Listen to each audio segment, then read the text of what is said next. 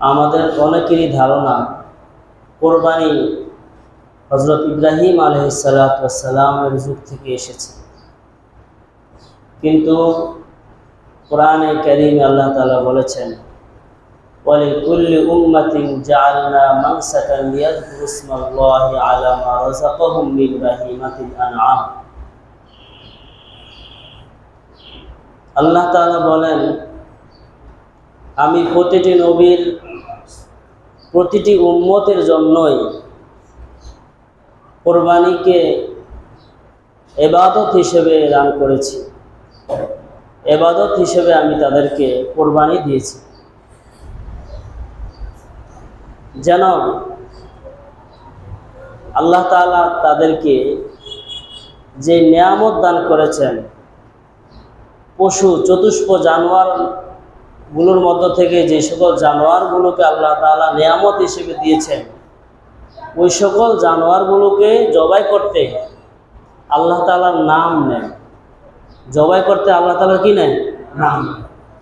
আল্লাহ তাআলা বলছেন লিয়াযকুরু ইসমাল্লাহ, আল্লাহ তাআলার নাম স্মরণ করার জন্য, আলা মা রাযাকাহুম মিন বাহিমাতিল আনআম, চতুষ্প জানোয়ার, গরু, মহিষ, উট, বকরি, ভেড়া, দুম্বা, এগুলোকে জবাই করার সময় যেন আল্লাহ তাআলার নাম স্মরণ করে, এই জন্য আমি তাদেরকে কোরবানি দান করেছি। কোরবানি প্রতিটি উম্মতকে আল্লাহ তাআলা দিয়েছেন।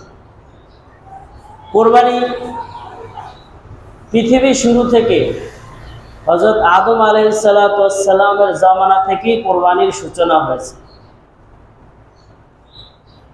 আল্লাহ তাআলা কোরআনে কারিমে বলেছেন ওয়াতলু আলাইহিম নাবা বনাই আদম বিল হক إذ قربا قربانا فتقبل من أحدهما ولم يتقبل من الآخر قال لأقتلنك قال إنما يتقبل الله من المتقين। আল্লাহ তাআলা বলছেন যে হে নবী, আপনি পড়েন, ইতিহাস পড়েন, আদম আলাইহিস সালাতু ওয়াস সালামের দুই সন্তানের, যে দুই সন্তানকে আল্লাহ তাআলা কোরবানি করার জন্য বলেছেন, অর্থাৎ আদম আলাইহিস সালাতু ওয়াস সালাম এবং হাওয়া আলাইহিস সালাতু ওয়াস সালাম দুজনকে যখন আল্লাহ তাআলা সৃষ্টি করেছেন, মানব জাতির পিতা হিসেবে, মানব জাতির সূচনার জন্য প্রথমেই সৃষ্টি করেছেন আদম এবং হাওয়া আলাইহিস সালাতু ওয়াস সালাম। ওনাদের গর্ভ থেকে সিস্টেম ছিল দুইজন করে সন্তান জন্মগ্রহণ করা, দুইজন করে সন্তান জন্মগ্রহণ করবে, একজন হবে ছেলে আরেকজন হবে মেয়ে, আবার পরবর্তীতে আরেকটা প্রজন্ম হবে, সেখানেও জন্ম হবে একজন ছেলে একজন মেয়ে। এদের বৈবাহিক নিয়ম আল্লাহ তাআলা বলেছেন, আল্লাহ তাআলা বলছেন তাদের একজন ছেলে একজন মেয়েকে যে আমি পাঠাইছি, তাদের মধ্যে বিয়ে বৈধ হবে না, তবে পরবর্তী জন্মের ছেলের সাথে আগের মেয়ে, পরবর্তী মেয়ের সাথে আগের ছেলে, এরকম ব্যতিক্রম করে বৈবাহিক সিস্টেম করা যাবে। এছাড়া যদি যেই প্রজন্মের ছেলে মেয়ে একসাথে হয়েছে, এদের মধ্যে বিয়ে দিলে বিয়ে কি হবে? হারাম। যখনই আল্লাহ তাআলা আদম আলাইহিস সালাতু ওয়াস সালামের গর্ভে প্রথম হাবিল এবং তার বোন, পরবর্তীতে আসছে কাবিল এবং তার বোন, তাহলে হাবিলের সাথে একজন, কাবিলের সাথে একজন বোন। এখন বয়স যখন বেড়েছে, বালেগ হয়েছে, তাদের সিস্টেম অনুযায়ী তাদের বিয়ে দেওয়া দরকার। এখন আদম আলাইহিস সালাতু ওয়াস সালাম সন্তানদেরকে শরীয়তের কথা শুনিয়ে দিলেন যে বাবারা, আল্লাহ তাআলা এরকম নিয়ম করছে। কাবিল এই কথা মানতে রাজি না, কারণ কাবিলের ঘরে, কাবিলের সাথে যেই কন্যা সন্তান জন্মগ্রহণ করেছে এটা একটু বেশি সুন্দর ছিল, আর হাবিলের সাথে যে কন্যা সন্তান এসেছে এটা একটু কালো ছিল। তাহলে একজন সুন্দর, একজন কি ভালো। এখন কাবিল বলতেছে আমার সাথে যে জন্মগ্রহণ করেছে সে তো অনেক সুন্দরী, আমি তারে বিয়ে করব। আদম আলাইহিস সালাম বললেন, আমি তো আমার কথা বলি নাই, আমি তো বলছি আল্লাহর কথা। আল্লাহ তাআলা এভাবে বিয়ের প্রস্তাব দিয়েছে, এভাবেই করতে হবে, আল্লাহর আইনের বাহিরে গেলে জায়েজ হবে না। যখন কাবিল শরীয়ত মানতে রাজি না, তখন আল্লাহ তাআলা আদম আলাইহিস সালামকে জানালেন যে হে আদম, আপনি আপনার সন্তানদেরকে কোরবানি করতে বলেন। যার কোরবানি কবুল হবে, যার কোরবানি কবুল হবে তার সাথেই ওই সুন্দরী মেয়ের বিয়ে হবে। আল্লাহ তাআলা বলেন, ওয়াতলু আলাইহিম নাবা আবনাই আদম বিল হক ইয ক্বাররাবা কুরবানান ফাতুকব্বিলা মিন আহাদিহিমা ওয়া লাম ইউতাকাব্বাল মিনাল আখার। আল্লাহ রাব্বুল আলামিন আদম আলাইহিস সালামের দুই সন্তানকে কোরবানির আদেশ করেছেন। হাবিল এবং কাবিলকে কোরবানির আদেশ করার কারণে দুজন কোরবানি দিবে।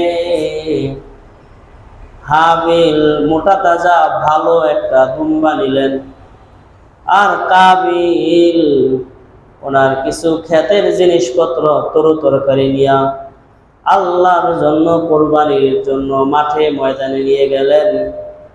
ওই সময়ের কোরবানি কবুল হওয়া আর না হওয়ার আলামত ছিল। কোরবানি কবুল হয়েছে কি হয় না তার একটা কি ছিল, কারটা কবুল হয়েছে। আমরা তো এখন লক্ষ লক্ষ টাকা দিয়ে কোরবানি দিই, কবুল হয়েছে কি হয় না কারোই কি নাই, কোনো আলামত নাই। কিন্তু আগের যুগের কোরবানি, যার কোরবানি কবুল হইতো আসমান থেকে আগুন আইসা ওই কোরবানির পশুটাকে আগুনে জ্বালাইয়া আসমানে নিয়ে যাইত। আদম আলাইহিস সালামের দুই সন্তান কোরবানি দিচ্ছেন। আল্লাহ তাআলা কাবিলের কোরবানি কবুল করে নাই, হাবিলের কোরবানি কবুল করে আসমান থেকে আগুনের কয়লা এসে হাবিলের পশুকে জ্বালায়া আসমানে নিয়ে গেছে। একজনেরটা কবুল হয়েছে আর একজনেরটা কবুল হয় না। কবুল হয় নাই এজন্য রেগে গেছে। যারটা কবুল হয় নাই সে কি করছে, রেগে গিয়া বলে ক্বালা লা আকতুলান্নাক, এ হাবিল তোর কোরবানি কবুল হয়েছে, আমি তোমাকে মেরে ফেলবো, আমি তোমাকে মেরে ফেলবো। তোরটা কবুল হয়েছে কি লিগে, আমারটা হলো না কি লিগে। কিন্তু হাবিল বলে ক্বালা লা আকতুলান্নাক ক্বালা ইন্নামা ইয়াতাকাব্বালুল্লাহু মিনাল মুত্তাকিন। আল্লাহ তাআলা সকলের কোরবানি কবুল করে না, যিনি মুত্তাকি তার কোরবানি আল্লাহ তাআলা কবুল করে। যার ভিতরে তাকওয়া আছে তার কোরবানি আল্লাহ কি করে। তাহলে কাবিল বলতেছে আমি তোমাকে মেরেই ফেলবো, কিন্তু হাবিল বলতেছে আল্লাহ তাআলা মুত্তাকিদের কোরবানি কবুল করে। তার উত্তরে কি বলে নাই, আমি তোরে মেরে ফেলবো। যারা মুত্তাকি, যারা দিনদার নেককার, তারা কখনো ঝগড়াঝাটি পছন্দ করে না। কাবিল ঝগড়া করতে চাইছে, কিন্তু হাবিল ঝগড়াতে মত দেয় নাই। বলছেন قال لئن بسطت إلي يدك لتقتلني ما أنا بباسط يدي لأقتلك। হাবিল বলছে তুমি যদি আমাকে মারতে আসো আমি তোমাকে মারবো না, কিন্তু এরপরও খুব করে আদম আলাইহিস সালামের সন্তান কাবিল হাবিলকে হত্যা করছে।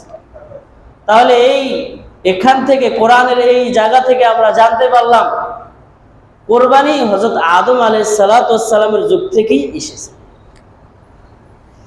এরকম ভাবে দ্বিতীয় পর্যায়ে কোরবানির ইতিহাস কোরআনে কারিমে হযরত ইব্রাহিম আলাইহিস সালামের জীবনীতেও পাওয়া যায়।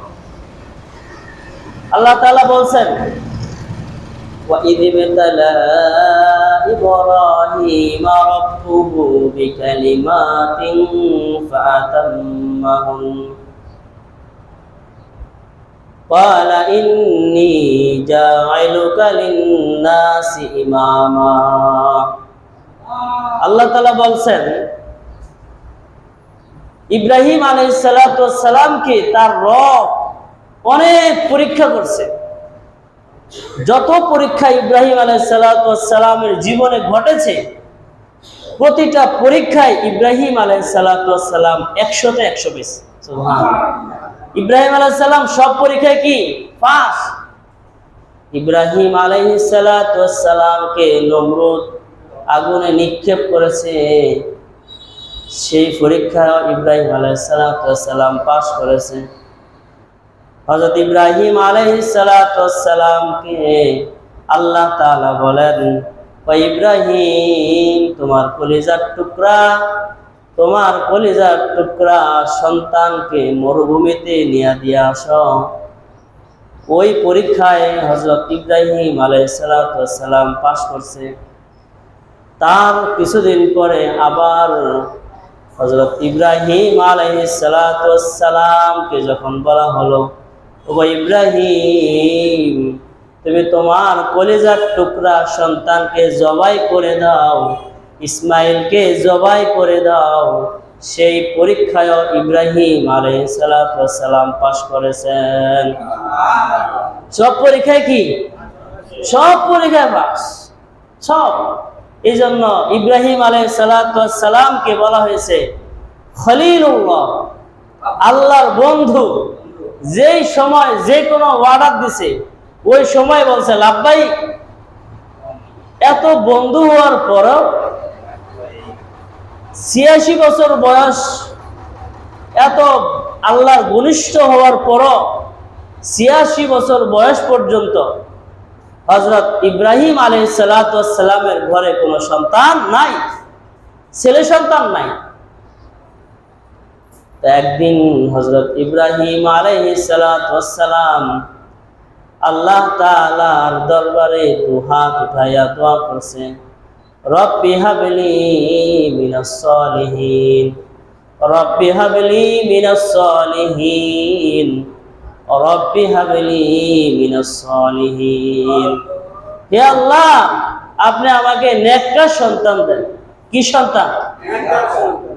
ইব্রাহিম আলাইহিস সালাম 86 বছর পরে যখন আল্লাহর কাছে চাইছে, তো আল্লাহ তাআলা ইব্রাহিম আলাইহিস সালামের দোয়া কবুল করেছে। আল্লাহ তাআলা বলেন, ফাবাশশারনাহু বিগুলামিন হালিম। আমার বন্ধু 86 বছর বয়সে যখন আমার কাছে একটা নেককার সন্তান চাইছে, তা আমিও তাকে একটা নেককার সন্তান দান করছি। চাইছে একটা, দিয়েছে একটা, দেওয়ার মতোই কি। আল্লাহ সন্তান চাইতে হবে কার কাছে?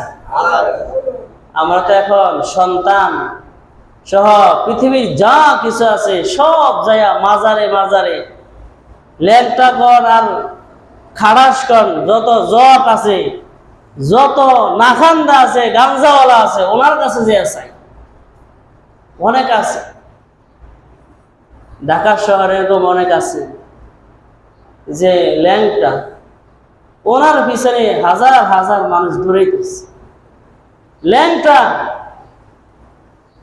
ওনার একটা খানকা আছে, ওই খানকার কাছে যাইয়া নারীরা ওই খানকা শরীফে যখন উনি ল্যাংটা বাবা যখন গোসল করে, ওনার পানি নেওয়ার জন্য মহিলারা পাগল হয়ে যায়। নাউজুবিল্লাহ তো কর না,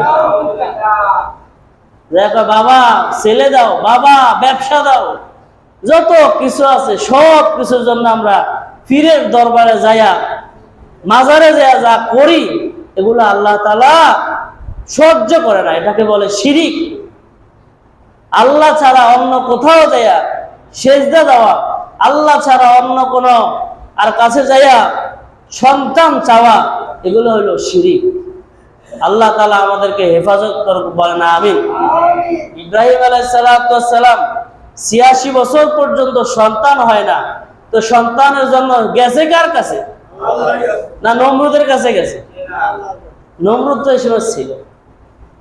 ইব্রাহিম আলাইহিস সালাম ৮৬ বছর পর্যন্ত সন্তান না হওয়াতে আল্লাহর কাছে দোয়া করেছেন। আল্লাহ তাআলা হযরত ইব্রাহিম আলাইহিস সালামের দোয়া কবুল করেছে। দোয়া কবুল করার পর সন্তানকে কোলে নেয় আদর করে। হঠাৎ করে রব্বুল আলামিন হযরত ইব্রাহিম আলাইহিস সালামকে বললেন, ও পয়গম্বর, আপনার সন্তান ইসমাইল এবং আপনার বিবি হাজরাকে মক্কার মরুভূমিতে নিয়া তাদেরকে দিয়ে আসেন। কোথায়? মক্কায় মরুভূমি, সেখানে কিছুই নাই। এখন না ঘর বাড়ি বিল্ডিং, কিন্তু সেখানে এখন তো ওই সময় কিছুই ছিল না, ঘর ছিল না, গাছ ছিল না, কিছুই নেই। ইব্রাহিম আলাইহিস সালাম হাজেরা এবং ইসমাইল আলাইহিস সালামকে ছোট কোলে বাচ্চা, হাঁটতে পারে না, চলতে পারে না, এদেরকে দিয়া আসো মরুভূমিতে রাইখা, তোমরা থাকো, আমি যাই। হাজেরা আলাইহিস সালাম বলেন, আপনি কই যান? কিছুই বলে না, যাইতেছে। গো স্বামী, আপনি কই যান? কিছুই বলে না, চোখের পানি ফেলে আর কিছুই। কোথায় কি বলবে? আল্লাহর হুকুম আসছে, বলছে রাইখা যাইতেছেন, কি বল? মনের ভিতরে একটা কষ্ট আছে না, এই জন্য কষ্টের কারণে কিছুই বলেন। হযরত ইব্রাহিম আলাইহিস সালাম কিছুই বলে না। হাজেরা আলাইহিস সালাম স্বামীকে বলে, ওগো পানের স্বামী, ওগো পয়গম্বর, আপনি নিজের ইচ্ছায় আমাদেরকে এখানে রেখে যাচ্ছেন, নাকি আল্লাহ তাআলা আমাদেরকে আদেশ করেছেন এখানে রেখে যাওয়ার জন্য? নাকি আপনার হুকুম না আল্লাহর হুকুম? কার হুকুম? ইব্রাহিম আলাইহিস সালাম খালি দেখাই দিয়েছে, কার? আল্লাহ বলছে। হাজেরা আলাইহিস সালাম বলতেছে, তাহলে আর আমাদের কোনো টেনশন নাই। আল্লাহ যদি বলে এখানে রেখে যাইতে, তাহলে আমাদের জিম্মাদার কে? তাহলে এখানে কিছুই নাই, সবকিছু ব্যবস্থা করবেন কে? যা কিছু কোটনার মধ্যে খাদ্য ছিল, ওই খাদ্য 2-1 দিনে শেষ। পরের দিন খাদ্য নাই, পানি নাই। পানি আর খাদ্য না থাকার কারণে ইসমাইল মায়ের স্তনের দুধও পাইতেছে না। মা যদি খানা না পায়, সন্তানও খানা পাবে না। মা খানা পায় না, সন্তান খানা পায় না। সন্তান খানা না পাওয়াতে মা পাগল হয়ে গেছে, হায় রে আমার সন্তান রে কি খাওয়াই। ছোট ইসমাইল কান্না করতেছে, খানার জন্য কান্না করতেছে। হাজেরা আলাইহিস সালাম চিন্তা করলেন, দেখি আশেপাশে কোথাও পানি পাওয়া যায় কিনা। যায়া সফা পাহাড়ে দৌড়ায়, আরেকবার মারওয়া পাহাড়ে দৌড়ায়, আরেকবার সফা পাহাড়ে আসে। এভাবে 1 বার 2 বার 7 বার এভাবে চক্কর দিছে, কোথাও কোনো ব্যবস্থা নাই। কিন্তু আল্লাহ তাআলা ইসমাইলের পায়ের ধাক্কাতে মাটি সরে গিয়ে সেখান থেকে আল্লাহ তাআলা কুদরতি পানির ব্যবস্থা করেছেন। কুদরতি পানি, সেই পানিটাই হলো জমজমের পানি। কিয়ামত পর্যন্ত এই পানি উপর নিচে থেকে উঠতে থাকবে, শেষ হবে না। এত মজাদার পানি। জমজমের পানি, পৃথিবীর সকল পানি পান করার সিস্টেম হলো বসে খাবে, বসে খাবে, কিন্তু জমজমের পানি পান করার সিস্টেম হলো দাঁড়াইয়া পশ্চিম দিকে ফিরিয়া। দাঁড়িয়া কোন দিকে? পশ্চিম দিকে ফিরে কোনো ব্যক্তি যদি নিয়ত করে, আল্লাহ আমার বিশাল বড় একটা রোগ আছে, আল্লাহ এই পানির উসিলা করে আমাকে আপনি সুস্থ করে দেন, তাহলে ইখলাস যদি থাকে, বিশ্বাস যদি থাকে, অবশ্যই এই জমজমের পানির বরকতে আল্লাহ তাআলা অসুস্থ ব্যক্তিকে সুস্থ করে দেবেন। এই পানির আলাদা একটা বৈশিষ্ট্য, অনেক বৈশিষ্ট্য আছে। আল্লাহু আকবার। ইসমাঈল আলাইহিস সালাতু ওয়াস সালামের এই পায়ের আঘাতে পানির ফোয়ারা বের হয়েছে, সেখান থেকে পানি, সেখান থেকে আকাশে পশু পাখি আসতেছে, আকাশে পানি, পাখি উঠতেছে, পাশে আশেপাশে গরু ছাগল দৌড়াদৌড়ি করতেছে, পানি যে আছে। যখন মরুভূমির মাঝখানে দূর থেকে ব্যবসায়ীরা দেখলো যে আকাশের ওই জায়গায় পাখি ঘুরতেছে, ওই মরুভূমির মাঝখানে কি ঘুরতেছে? পাখি ঘুরতেছে, নিশ্চয় এখানে কিছু একটা আছে। ব্যবসায়ীরা ওখানে গেছে, যা দেখে ওখানে একজন মা, একজন সন্তান, একজন মা, একজন সন্তান। তো এখন ওনারা এরকম একটা অবস্থা দেখে ওই ব্যবসায়ীরা ওনাদেরকে কিছু খাদ্য উপহার দিচ্ছে, যে আপনারা এখানে আছেন, ধরেন আমরা আপনাদেরকে কিছু হাদিয়া দিলাম। তো খাদ্য দিছে খেজুর। কি দিছে? খেজুরের খাওয়ার পরে খেজুরের বিচি আছে না, বিচিটা রাখার সাথে সাথে একদিনের ভিতরে আল্লাহ তাআলা গাছ বানায়া গাছের ভিতরে খেজুরের ব্যবস্থা করে সেটা আবার পাকাইও দিছে। খাদ্যের ব্যবস্থা করছে কে? সব। উপরে যখন খাদ্য হয়েছে, ছায়াও হয়েছে। এখান থেকে ব্যবসায়ীরা চিন্তা করলো যে এদিক থেকে আমাদের কোন ইচ্ছা পথ, এদিক থেকে আমাদের কি পথ, আমরা এদিক দিয়ে আসা যাওয়া করবো। তো সবাই এখান থেকে আসা যাওয়া করতে করতে এখানে বসত বাড়ি হয়েছে, অনেক হয়ে গেছে। 10-12 বছর পরে আল্লাহ তাআলা ইব্রাহিম আলাইহিস সালামকে স্বপ্নে দেখাইছে। আল্লাহ তাআলা বলেন, ফালাম্মা বালাগা মাহু সায়া ক্বালা ইয়া বুনাইয়া ইন্নী আরা ফিল মানাম আন্নী আযবাহুকা ফানজুর মাযা তারা। আল্লাহ তাআলা হযরত ইব্রাহিম আলাইহিস সালামকে স্বপ্নে দেখালেন ওনার কলিজার টুকরা সন্তানকে জবাই করতেছে। ঘুম থেকে উঠে নবীর স্বপ্ন সত্য না মিথ্যা? এখন স্বপ্নে দেখছে সন্তানকে জবাই করতেছে, তাহলে এটা তো আমার করতে হবে, সত্য। ঘুম থেকে উঠে পেরেশান, আমি যাইয়া আমার ছেলেরে বলবো যে তোমার আমি জবা করবো, এটা কমো কেমনে, কেমনে কমো? আপনি কি আপনার সন্তানকে বলতে পারবেন তোমার জবা করে দেব? এই সাহস তো হবে না। কিন্তু ইব্রাহিম আলাইহিস সালাম দুনিয়ার মায়া, সন্তানের মায়া প্রাধান্য দেয় নাই। ইব্রাহিম আলাইহিস সালাম প্রাধান্য দিয়েছেন আল্লাহর আদেশ। কার আদেশ? আল্লাহ আদেশ করছে, ব্যাস, সোজা কথা। ইব্রাহিম আলাইহিস সালাম পরের দিন সকালবেলা রওনা দিয়া চলে গেছে। মক্কায় যায় দেখে কি তার এই অবস্থা, ঘর বাড়ি হয়ে গেছে, এরকম বিশাল ব্যবধান, আমি তো এনে রেখে যাই নাই। জিজ্ঞাসা করলো এখানে কি ইসমাইল হাজরা নামে কেউ আসেনি? আছে মানে ওনারা আছে, ওখানে ভিতরে আছে। তো যায়া ভিতরে ওনাদেরকে জিজ্ঞাসা করলেন, দেখলেন কথা হলো, সন্তান বাবাকে দেখে খুশি, বাবা সন্তানকে দেখে খুশি, স্ত্রী স্বামীকে পায়া খুশি, স্বামীও স্ত্রীকে পায়া কি খুশি। কিন্তু এই খুশিটা যে ভিতরে যে একটা কিছু আছে, ইব্রাহিম আলাইহিস সালাম জানে এখানে কি জন্য আইছে। হাজরা আলাইহিস সালাম চিন্তা করছেন সন্তানকে দেখার জন্য আসছে। হাজরা আলাইহিস সালাতু ওয়াস সালামকে বললেন, সকালবেলা সন্তানকে একটু সাজায়া গুছাইয়া দিও।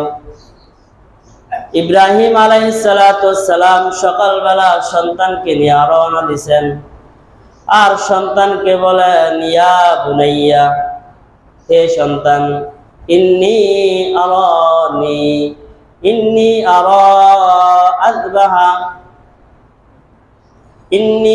আরা আযবাহুকা ফানজুর মাযা তারা।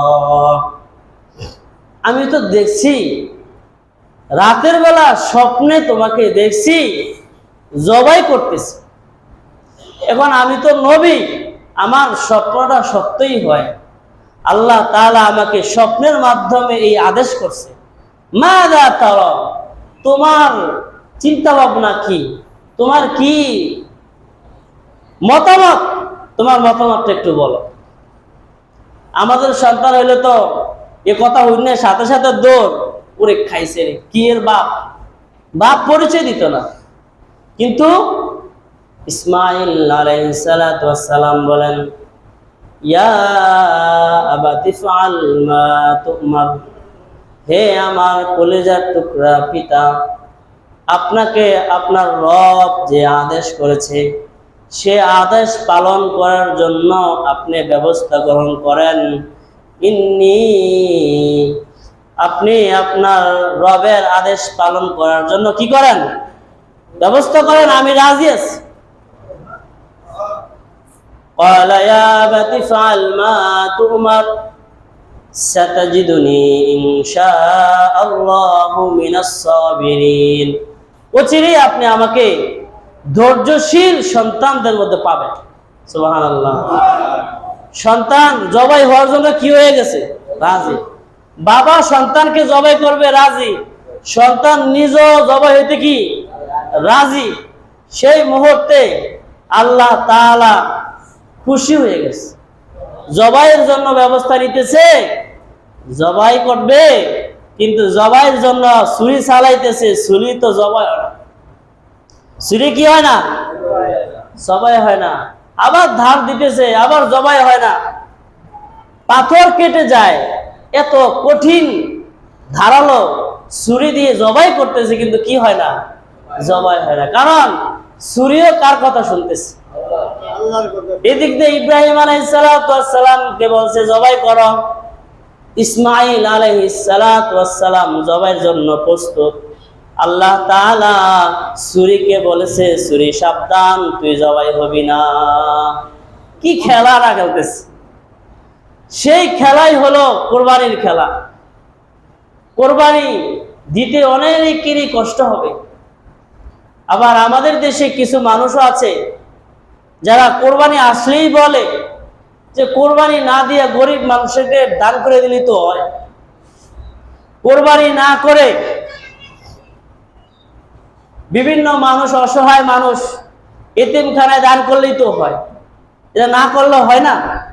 হয় না। কোরবানি হলো আল্লাহর বিধান। কার বিধান? আল্লাহ তাআলা বলছেন, ফাসাল্লি লিরাব্বিকা ওয়ানহার ইন্না আ'তাইনাকাল কাউসার ফাসাল্লি লিরাব্বিকা ওয়ানহার ইন্না শানিআকা হুয়াল আবতার। আল্লাহ তাআলা এই সূরাতে কোরবানি যে ফরজ, কোরবানি যে ওয়াজিব, বাধ্যতামূলক, এই কথাটাই আল্লাহ তাআলা বলছেন ফাসাল্লি, হে নবী আপনি কোরবানির ঈদের নামাজ পড়েন, ওয়ানহার, নামাজের পরে আপনি কোরবানি করেন। কোরবানিটাকে কোরবানি করতে হবে। কোরবানি না করে টাকা পয়সা যদি দান করে দেওয়া হয়, কোরবানি আদায় হবে না। কোরবানি এক মাসালা, গরিব অসহায়কে দান করা হলো আরেক মাসালা, সেটা আর একটা আলাদা বিষয়। অসহায় মানুষকে দান করতে হবে, আর কোরবানির সময় কি করতে হবে? কোরবানি। কোরবানি এমন একটা বিধান যে বিধানে পশু জবাই করতে হবে। গরু, ছাগল, বকরি, ভেড়া, ওট, দুম্বা, 6 ধরনের পশু। কয় ধরনের পশু? 6 ধরনের পশুকেই জবাই করতে হবে। এছাড়া বাকি অন্য ধরনের পশু জবাই করলে কোরবানি হবে না।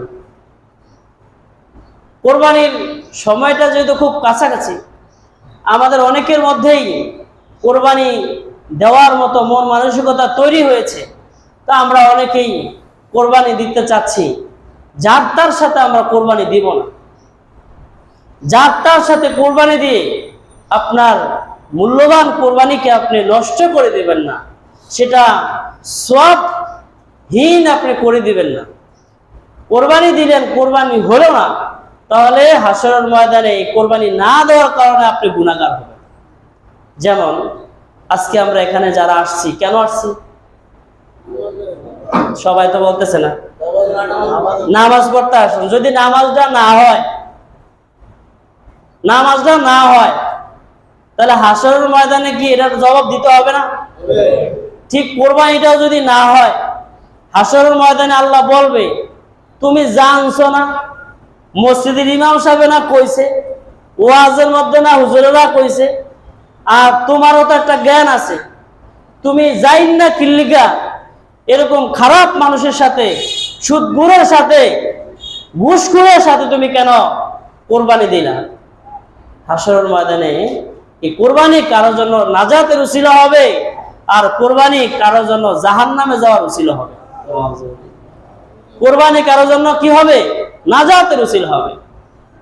হাদিসে রাসূল বলেছেন, হাসরের ময়দানে এই কোরবানির পশুটা আমরা যেটা কোরবানি করে ফেলছি, খেয়ে ফেলি, একদম নিঃশেষ হয়ে যায়, হাসরের ময়দানে আল্লাহ তাআলা ওই পশুটাকে আবার দাঁড়া করাবেন। দাঁড়া করাইয়া পশুকে বলবে, যাও, তোমাকে যারা কোরবানি দিয়েছে তাদের কোরবানি আমি কবুল করেছি, তাদেরকে তোমার পিঠে চড়াইয়া জান্নাতে চলে যাও। জান্নাতে যেতে রাজি আছি তো ইনশাআল্লাহ। কোরবানি দিব যাত্রার সাথে, ভালো মানুষের সাথে দেন, নামাজীদের সাথে দেন। কোরবানি দিতে যে অহংকার সুলভ ভাব না করা চাই। 25,000, 30,000, 50,000 টাকা দিয়ে কোরবানি আমার পছন্দ না। এটা আমার ব্যক্তিগতভাবে আমি বলতেছি, এত বেশি দামে কোরবানি এটা আমার কি না, পছন্দ না। আমার পছন্দ হলো, আমার একটা পছন্দের কথা বলি, সেটা হলো 70,000 টাকা দিয়ে একটা গরু কিনবেন। কয় হাজার টাকা? না, এরকম গরু আপনি ইখলাসের সাথে আপনি কিনেন, 70,000 টাকা দিয়ে গরু কিনবেন। 7 জন নামাজি হালাল রিক্সা ছাড়া এরকম ছোট ছোট ব্যবসায়ী, ছোট ছোট কারবারি, এই সকল মানুষদেরকে নিয়ে আপনি 7 জন, কয়জন? 7 জন নিবেন। 70,000 টাকা দিয়ে কিনবেন, 7 জনে নিবেন, 7 জনের কোরবানি দিবেন, কত করে পড়বে? তাহলে 10,000 টাকা করে যদি আমরা কোরবানির লোক ব্যবস্থা করি, তাহলে আমাদের সমাজে কোরবানি দেনেওয়ালা বেড়ে যাবে, পারবে না? পাওয়া যাবে, চেষ্টা করবে আল্লাহ যাতে আমাদের দেশের দ্রব্যমূল্য কমিয়ে দেয়, বলেন আমিন। এটা তো আমাদের দেশে একটা সিন্ডিকেট বাড়াইয়া দেয়। কোরবানি আসলে আমি একবার হিসাব করছিলাম, 50 লক্ষ টাকা দিয়ে গরু কিনছে। কত? তো অনুমান করছে গরুর ওজন হবে 10 মণ। তাহলে আপনারা ক্যালকুলেটরে হিসাব করে দেখেন 1 কেজি গরুর দাম কত? কি 1,000? কি হিসাব জানেন? এতে হিসাব জানেন না? হিসাব করেন, আমি হিসাব করেছি, আমার মাথায় ধরে না। আপনারা একটু ক্যালকুলেটর নিবেন, নিয়ে 10 মণ ওজনের একটা গরু, সেটার দাম হয়েছে কত? 50,000 টাকা। তাহলে 1 কেজি গরুর দাম কত হয়েছে? এরকম বিশাল ব্যবধান যদি পুরো কিনা হয় 10,000 টাকা, যে দেখছেন আরো বেশি হবে। তাহলে এরকম যদি হয় ব্যবধান 1 কেজি গরুর দাম, তো গরু বস্তু কিনলেই তো 800 টাকা কিনেও যায়, সে জায়গায় 10-12 হাজার টাকা কেজি হয়ে যায়। এটা আমাদের দেশে একটা কি হয়ে গেছে, জুলুম। একটু বড় হইলে নাম দিয়ে দেয় পদ্মা সেতু, দিছে না? গত বছর একটা পদ্মা সেতু করছে, নাম দিছে পদ্মা সেতু। আবার এই বছর আবার হয়েছে আবার কোন রাজা কে জানে, কি নাম একটা দিয়া একটা গরুরে ভাইরাল করে দিয়া, এটা 1 কোটি টাকা পর্যন্ত হইতে পারে। এগুলো বড় গরু কিনলে কোরবানি তো হইতেছে না। এরকম ভাইরাল গরু দিয়া কোরবানি দিলে কি হবে না? কোরবানি হবে না। আপনার ইখলাস, আপনি ছোট্ট একটা খাসি দেন, ছোট্ট একটা খাসি দেন, আল্লাহকে ভয় করে, আল্লাহকে রাজি খুশি করার জন্য এটা দেন। এটা যদি ইখলাসের সাথে হয়, আল্লাহ তাআলা কবুল করবে। আর ইখলাসহীন 10টা গরু 50 লক্ষ টাকা দিয়ে আপনি গরু দিছেন, আল্লাহর কাছে তো তার কোনো মূল্য নেই।